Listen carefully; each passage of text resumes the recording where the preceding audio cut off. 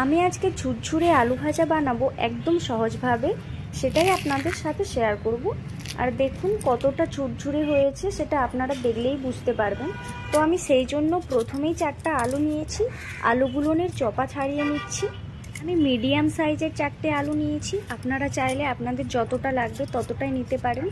তো আলুগুলোনের চোপা ভালোভাবে ছাড়িয়ে নিয়ে আমি এখানে আলুগুলোকে পরিষ্কার জলে ধুয়ে নেব কাটার আগেই।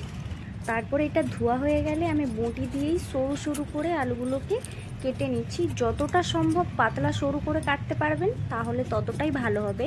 আর আমার এখানে বঁটিটার একটু ধার কমে গিয়েছিল বলে একটু মোটা হয়ে গিয়েছিল, না হলে আমি আরও সরু আলু কাটতে পারি। তো দেখুন আমার এখানে আলুগুলো প্রায় কাটছি কেমন সরু সরু দেখাচ্ছে। তো আলুগুলো কেটে নেওয়ার পরে সাথে আমি জলের মধ্যে দিয়ে দিয়েছিলাম, না হলে আলুগুলো কেটে রেখে দিলে কি হয়, আলুটা একটু লাল টাইপের হয়ে যায়। সেই জন্যে আমি জলেই দিয়ে দিয়েছিলাম। আর এইভাবে দেখুন আলুটার জলটা কতটা নোংরা বেরিয়েছে। তো এইভাবে আমি আলুটাকে 3-4 বার ধরে পরিষ্কার জলে ধুয়ে নিয়েছি। এরপর ধুয়ে নেওয়ার পরে আমি আলুটাকে জলের মধ্যে 10 মিনিটের মতো ভিজিয়ে রেখে দিয়েছিলাম। আপনারা চাইলে রাখতেও পারেন, নাও পারেন। আমার মনে হয় ভিজিয়ে রেখে দিলেই বেশি বেটার হয়।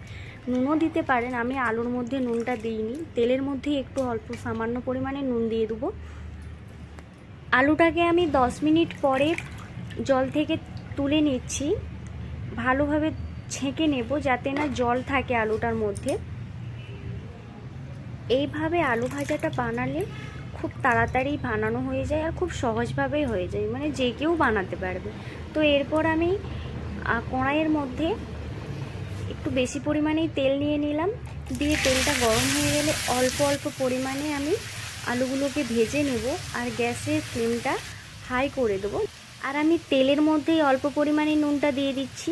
আর এর মধ্যে হলুদ দেওয়ার দরকারই নেই, আপনারা চাইলে দিতে পারেন। আমার তো মনে হয় এর মধ্যে কোনো হলুদ লাগবেই না।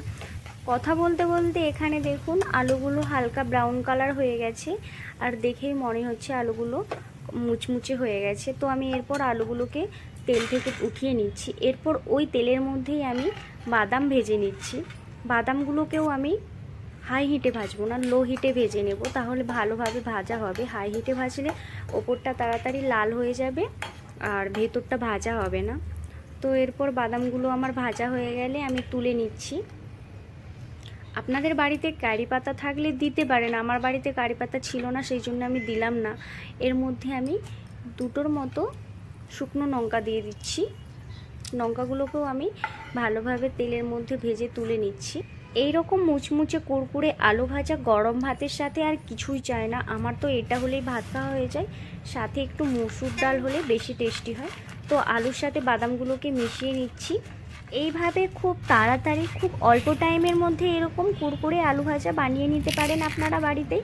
এগুলো খেতে ভীষণই টেস্টি হয় গরম ভাতের সাথে।